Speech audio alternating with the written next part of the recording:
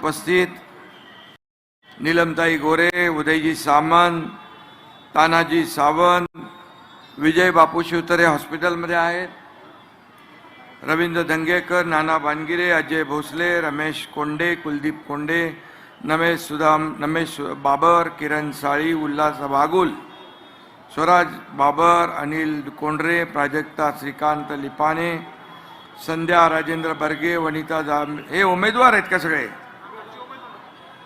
हे सर्व उमेदवार आहेत. सर्व शिवसेनेचे अधिकृत धनुष्यबाणावर उभे राहिलेले सर्व उमेदवार, सर्व व्यासपीठावरील सन्माननीय पदाधिकारी आणि उपस्थित माझ्या लाडक्या बहिणींनो,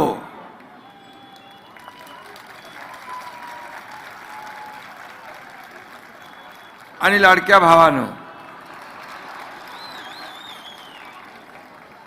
लाडक्या बहिणींची संख्या प्रत्येक सभेला, प्रत्येक रोड शो मध्ये, प्रत्येक प्रचार रॅलीमध्ये मी पाहतोय. विधानसभेपासून नगर परिषदेमध्ये पण सगळीकडे महाराष्ट्रात फिरलो, पण संख्या लक्षणीय वाढलेली आहे.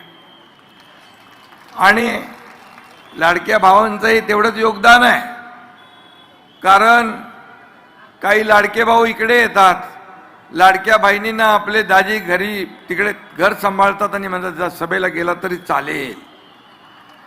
पहिला स्वयंपाक करायचा, पाणी भरायचं, कुटुंबाचं काम करायचं, अशा सगळ्या अडचणी होत्या. पण आता लाडक्या बहिणी वेळात वेळ काढून येतात.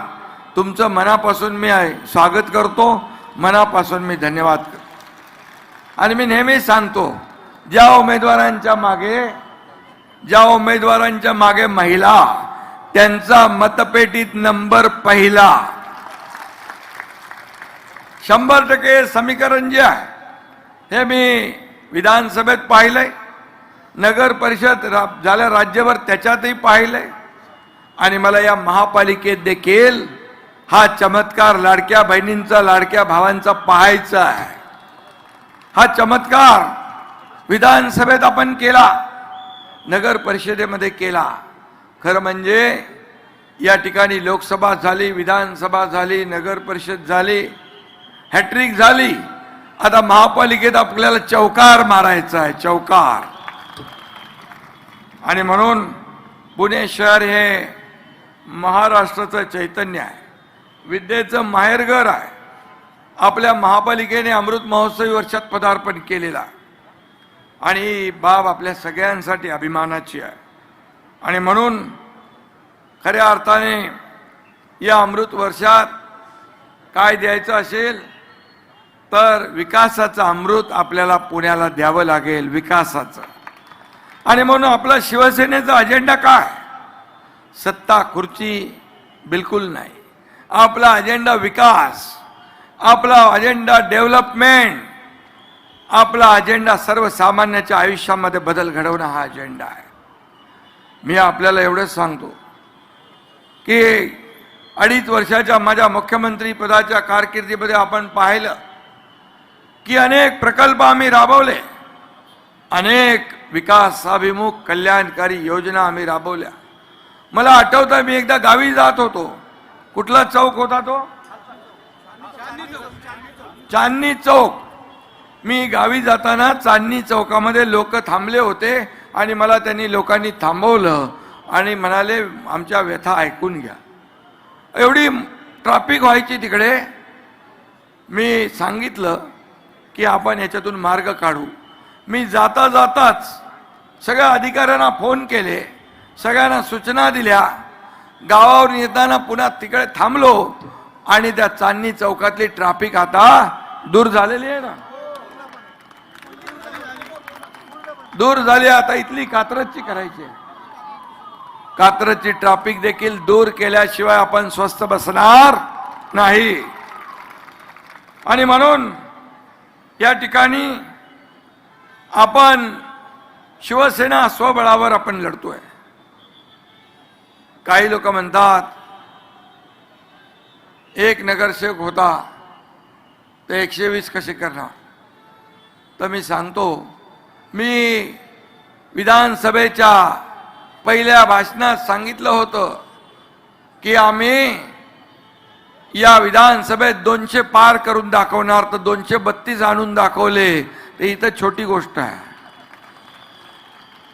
मी डॉक्टर नसलो तर ऑपरेशन करतो, कुणाला गोळी, इंजेक्शन, सर्जरी मला सगळं माहित आहे. आणि त्यामुळे काय करायचं हे शेवटी जनता ठरवत असते, जनता ठरवत असते. आणि काय म्हणाला कोण?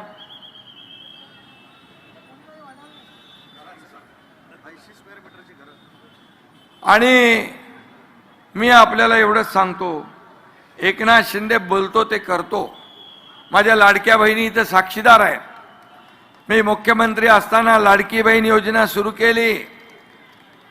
मी गरिबी पाहिली आहे, मी शेतकऱ्याचा मुलगा आहे. आणि म्हणून मी ठरवलं, जेव्हा माझ्या हातात सत्ता येईल, माझ्या लाडक्या माता भगिनींसाठी, माझ्या भावांसाठी मला काही ना काही करायचं आहे. आणि त्यातूनच लाडक्या बहीण योजनेचा जन्म झाला. अनेक लोकांनी त्याला विरोध केला, अनेक लोक कोर्टात गेली, पण तुमचा एकनाथ शिंदे खमक्या भाऊ तिथे बसला होता, त्यामुळे लाडकी बहीण योजना सुरू झाली. आणि मी सांगतो, कोणी माईकाला आला तरी लाडकी बहीण योजना कधीही बंद होणार नाही. हा शब्द आहे तुमच्या भावाचा. Commitment, commitment. एक बार जो मैंने कमिटमेंट कर दी तो फिर मैं खुद की भी नहीं सुनता. हे माझा स्वभाव आहे. एक तर कमिटमेंट करायची नाही. बाळासाहेब सांगायचे, आश्वासन देताना 10 नाही 100 वेळा विचार करा, पण दिल्यानंतर माघार नाही. आणि मी त्यांचा सैनिक आहे, त्यांचे विचार घेऊन पुढे चाललोय, याचा मला अभिमान आहे. आणि म्हणून शिवसेनेला एकटी लढते म्हणून कोणी हलक्यात घेऊ नका. शिवसेनेला हलक्यात घेऊ नका. शिवसेना ही बाळासाहेबांच्या विचारांची आहे, हिंदुत्वाच्या विचाराची आहे. एक महाराष्ट्र, एक शिवसेनेचा धनुष्यबाण हे महाराष्ट्राचा स्वाभिमान आहे. आणि म्हणून आमची आन बान शान, आमची निशाणी आहे धनुष्यबाण. आणि म्हणून शिवसेनेचा धनुष्यबाण या ठिकाणी जलवा दाखवणार, या ठिकाणी भगवा फडकवणार. इलाका किसका भी हो, धमाका हम ही करेंगे, आपल्याला मी सांगतो. आणि म्हणून कुणी कुणाला कमजोर समजू नये. शेवटी ही जनता जनार्दन सगळं सर्वस्व असते. काही लोक स्वतःला मालक समजतात, मतदारांना नोकर समजतात, पण तुम्ही मालक आहात, आम्ही तुमचे सेवक आहोत. तुम्ही जर ठरवलं तर कुणाला वरती उचलता, ठरवलं तर असं आपटता की परत उठत नाही. त्यामुळे या ठिकाणी माझ्या लाडक्या बहिणी भावांना मी पुन्हा एकदा मनापासून धन्यवाद देतो. आणि लोक म्हणतात पुन्हा तिथं काय ऊन, पण आता मी सांगतो, पुन्हा तिथं शिवसेना ऊन आता ती तुम्हाला ऊन भरून काढायचं आहे. तुम्हाला जी कमतरता आहे ती भरून काढायची आहे. आणि या कात्रजच्या रहिवाशांनी एकदा ठरवलं तर ठरवलं ते करतील. शिवसेना प्लस करून आपल्याला इथं बेरजेचं राजकारण करायचं आहे. काल नाना कुठं गेला, इकडं आहे प्रमोद नाना, भानगीवर दगडफेक झाली. आमच्या उमेदवार सारिकाताई पवार यांना पण दुखापत झाली का?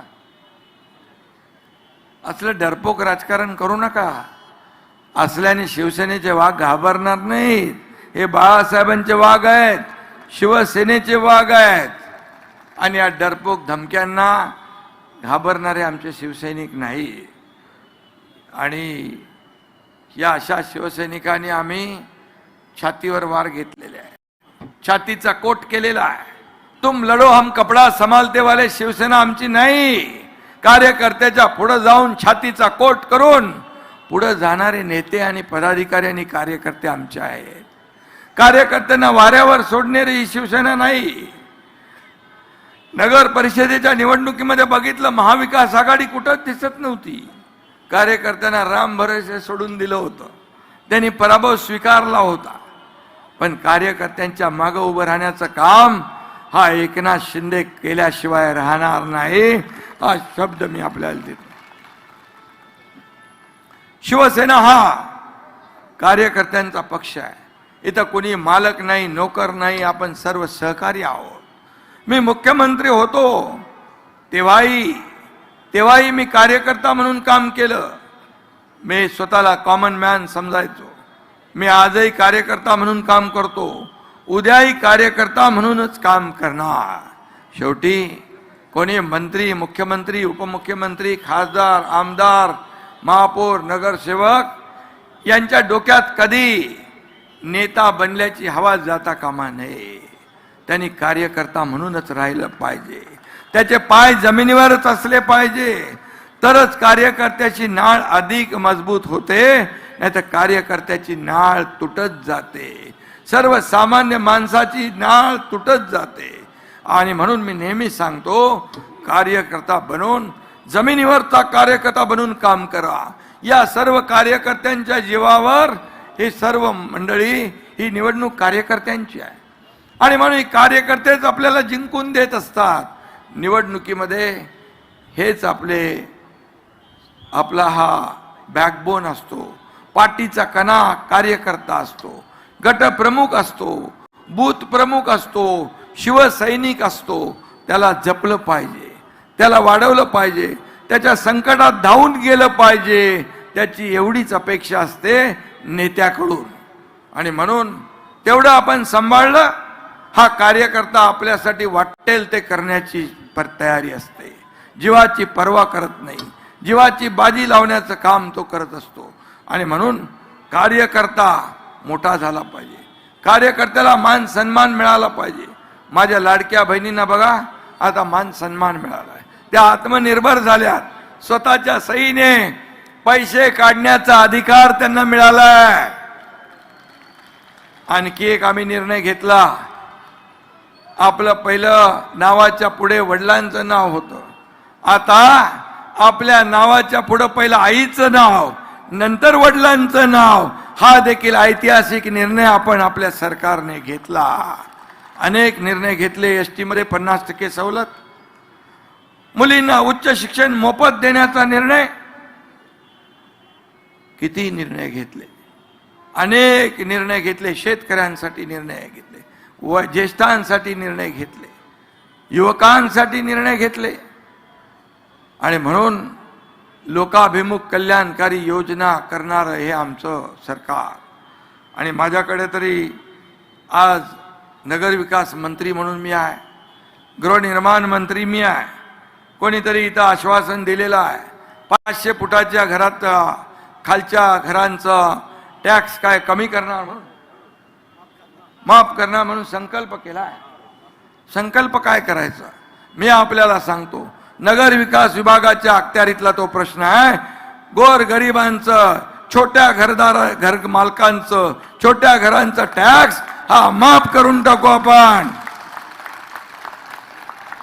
अरे बघतो करतो वगैरे काय नाही माझ्या डिक्शनरी शब्द, कारण माझ्याकडे नाही.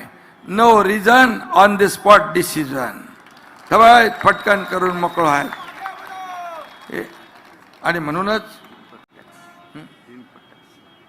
आणि म्हणून मी आपल्याला सांगतो, म्हणून तर महायुती 232 जागा निवडून 232 जागा निवडून आल्या.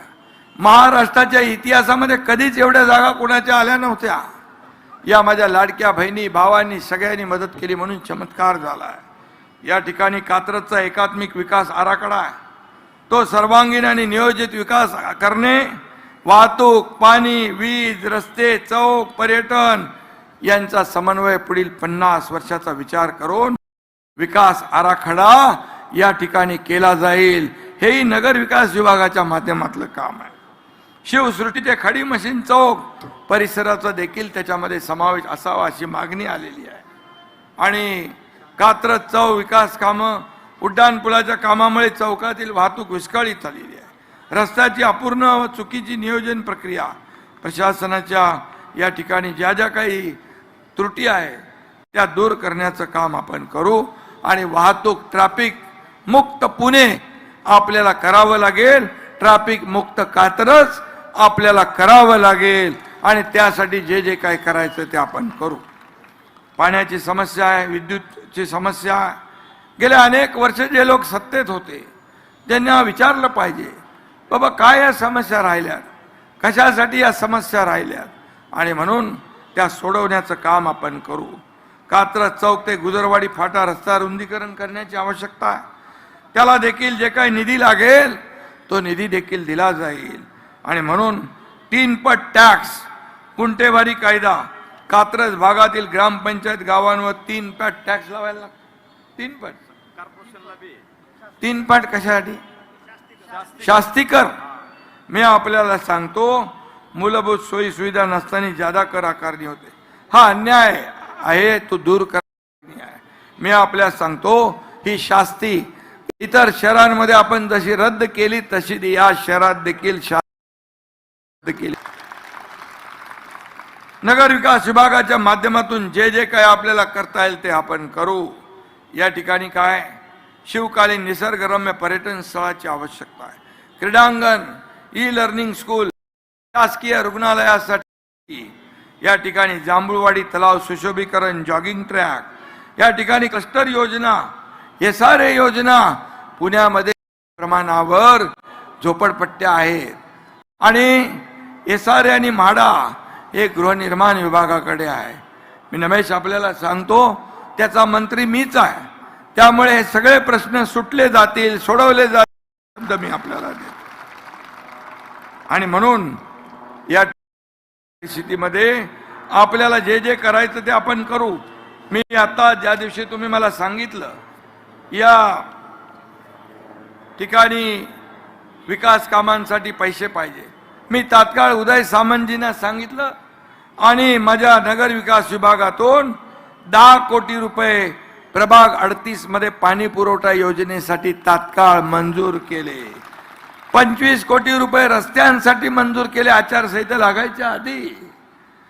त्याचबरोबर 58 कोटी रुपये जांभूळवाडी तलाव सुशोभीकरण आणि जॉगिंग ट्रॅकसाठी मंजूर आपण केले. आणि म्हणून 159 कोटी नरेगाव, जांभूळवाडी, कोळेवाडी, भिलारेवाडी, मांगडेवाडी, गुजर, निंबाळकरवाडी या गावाच्या ड्रेनेज लाईनसाठी देखील 159 कोटी आपण मंजूर केले. असे 252 कोटी मंजूर झाले. मला सांगा, तुम्ही सत्ता आणली तर किती पैसे भेटतील सांगा?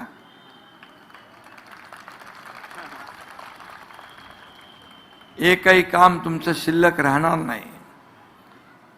वाहतूक कोंडीतून मुक्त व्हाल. या ठिकाणी नवले पुलाचा प्रश्न जो आहे तो देखील या ठिकाणी सोडवला जाईल. हा देखील मी एक शब्द आपल्याला देतो. या भागातले प्रश्न सोडवणं ही तर आमची जबाबदारी आहे. कशाला नगर विकास खातं, कशाला गृहनिर्माण विभाग? हे लोकांना न्याय देण्यासाठी एसआरए आणि म्हाडाच्या माध्यमातून, क्लस्टरच्या माध्यमातून घरांचं स्वप्न पूर्ण करण्याचं काम एकनाथ शिंदे केल्याशिवाय राहणार नाही. हा देखील शब्द मी आपल्याला देतो. या ठिकाणी मला वाटतं लोक, जगभरातले लोक पुण्यात येतात. पुण्याचं इंटरनॅशनल लेवलला ब्रँडिंग व्हायचं आहे आणि त्यासाठी पुण्यातील युवकांना देखील मोठ्या प्रमाणात रोजगार मिळाला पाहिजे, त्यांच्या हाताला काम मिळालं पाहिजे. येणाऱ्या पर्यटकांसाठी आंतरराष्ट्रीय, इथं आपल्याला गणेशोत्सव आंतरराष्ट्रीय महोत्सव आहे आणि म्हणून येणाऱ्या पर्यटकांसाठी आंतरराष्ट्रीय दर्जाचं या ठिकाणी काय भवन पाहिजे. या ठिकाणी त्या लोकांना आल्यानंतर पुण्याचं जे काही संस्कृती आहे त्याचं दर्शन झालं पाहिजे. यासाठी जय गणेश भवन देखील उभारण्यात येईल, त्याला देखील निधी दिला जाईल आपल्याला सांगतो. आणि म्हणून जे जे आपल्याला या ठिकाणी मी सांगितलंय, या ठिकाणी इतिहास जो आहे, इतिहास लोकांसमोर जिवंत राहिला पाहिजे, प्रेरणा मिळाली पाहिजे, ऊर्जा मिळाली पाहिजे. जो इतिहास विसरतो तो इतिहास घडवू शकत नाही. आणि म्हणून आपल्या इतिहासाची जतन आपण केली पाहिजे. आपल्याला पुण्यात नवा इतिहास घडवायचा आहे. या ठिकाणी पुणे वेगाने वाढतंय आणि त्यासाठी सोयी सुविधा देण्याचं काम आपल्याला करावंच लागेल. या अशी सगळी तरुण माणसं, तरुण मुलं एकत्र आलेली आहे आणि एकत्र आलेले आता हा देश तरुणांचा आहे, ज्येष्ठांचं मार्गदर्शन त्यांना मिळतच आहे. आणि म्हणून अशा लोकांच्या पाठीशी उभं राहण्याचं काम हा एकनाथ शिंदे केल्याशिवाय राहणार नाही, हा शब्द मी या ठिकाणी देतो. कारण थोरा मोठ्यांच्या ज्येष्ठांच्या आशीर्वादाने काम करण्याचं बळ आम्हाला मिळतं. मला लोक विचारतात, तुम्ही झोपता कधी, तुम्ही उठता कधी? मी म्हणालो, मी झोपायला नाही, झोपा काढायला नाही आलोय, लोकांच्या झोपा उडवायला आलोय. आणि म्हणून मी सकाळी 6 वाजता 6:30ला झोपलोय आणि आता उठून इकडे आलोय. दर दिवस हाच सगळा कार्यक्रम सुरू आहे. आणि म्हणून मी आपल्याला सांगतो, एक सर्वसामान्य कुटुंबातला शेतकऱ्याचा मुलगा मुख्यमंत्री होतो, हे काही लोकांना अजून पचनीच पडत नाही. किती द्वेष, मत्सर, पोटदुखी, का सर्वसामान्य कार्यकर्ता मुख्यमंत्री होऊ नये? म्हणून मी सर्वसामान्य कार्यकर्ता मुख्यमंत्री झाल्यानंतर एवढे निर्णय घेतले, सर्व थरातल्या लोकांसाठी घेतले. याचा मला अभिमान, याचा मला आनंद आहे.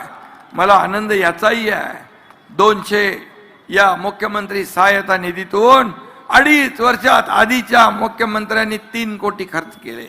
या तुमच्या एकनाथ शिंदेने 460 कोटी रुपये या मुख्यमंत्री सहायता निधीतून लोकांना दिले. हजारो लोकांचे प्राण वाचवले. हे कुणाचे पैसे आहे? हे जनतेचे पैसे आहे. हे जनतेसाठीच खर्च झाले पाहिजे, ह्याच्यावर आपला अधिकार नाही.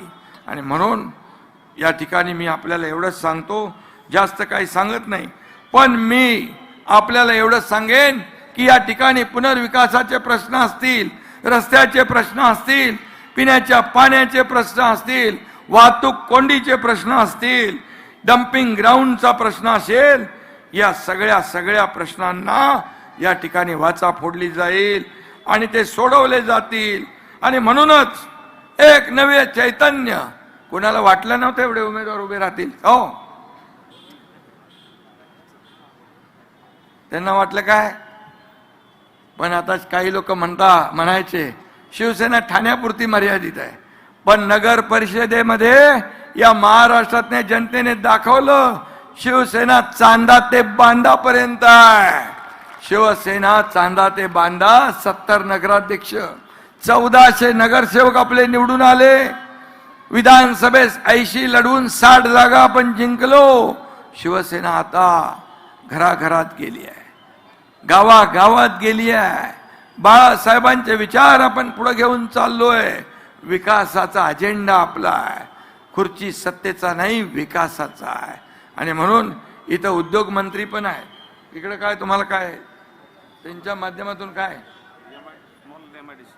हा, स्मॉल MIDC. तुम्ही जागा द्या, तुम्हाला स्मॉल काय, मध्यम काय, मोठी काय, MIDC ताबडतोब. 23 गावं इन्व्हॉल्व्ह झाल्यामुळे त्याला छोटे कारखाने पाहिजे. छोटे काय मागता, मोठं मागा ना.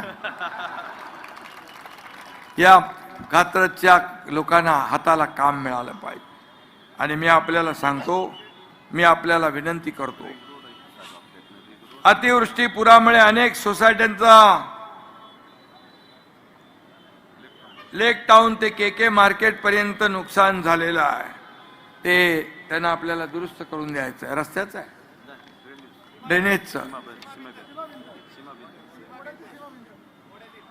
ओढ्यातल्या ना, त्याचं देखील आपण जो काय मार्ग काढायचा तो काढू. आणि मी आपल्याला एवढंच सांगतो, काही लोक म्हणतात शिवसेनेची पाटी कोरी आहे, पण कोऱ्या पाटीवरच विकासाची अक्षरे लिहिली जातात. आणि म्हणून या कोऱ्या पाटीवर एवढं भरभरून मतदान करा. शिवसेना एकटी असली तरी सर्वांना पुरून उरणारी आहे, हे लक्षात ठेवा.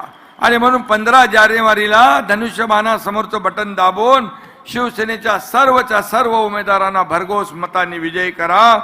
शिवसेनेचे उमेदवार या निवडणुकीमध्ये इतिहास घडवतील असा विश्वास व्यक्त करतो. आणि बाकी सगळं माझ्यावर सोडा. हा दिलेला शब्द पाळणारा एकनाथ शिंदे आहे. जे बोललाय ते करून दाखवलंय. जे होणार नाही ते बोलत नाही, पण काही गोष्टी ज्या बोललोय त्या मी केल्या आहात आणि जे जे आहे या ठिकाणी आज मी बोललोय ते केल्याशिवाय एकनाथ शिंदे स्वस्थ बसणार नाही हा शब्द मी तुम्हाला देतो. तुम्ही या विकासाच्या साठी मतदान करा. 15 तारखेची निवडणूक फक्त महापालिकेची निवडणूक म्हणून बघू नका. तुमच्या या कात्रजच्या भविष्याचा फैसला करणारी निवडणूक आहे. कात्रजच्या भविष्याचा फैसला करणारी निवडणूक आहे. तुमच्या मुलाबाळांच्या आयुष्याच्या भविष्याच्या खऱ्या अर्थाने भविष्याचा प्रश्न आहे. आणि म्हणून मी आपल्या सगळ्यांना विनंती करतोय की आपण 15 जानेवारीला कुठेही न चुकता सकाळी उठून धनुष्यबाणा समोरचं बटन दाबून या ठिकाणी शिवसेनेच्या सर्व लोकांना विजयी करा आणि 16 तारखेला विजयाचे फटाके आणि गुलाल उधळायला एकत्र या. जय महाराष्ट्र.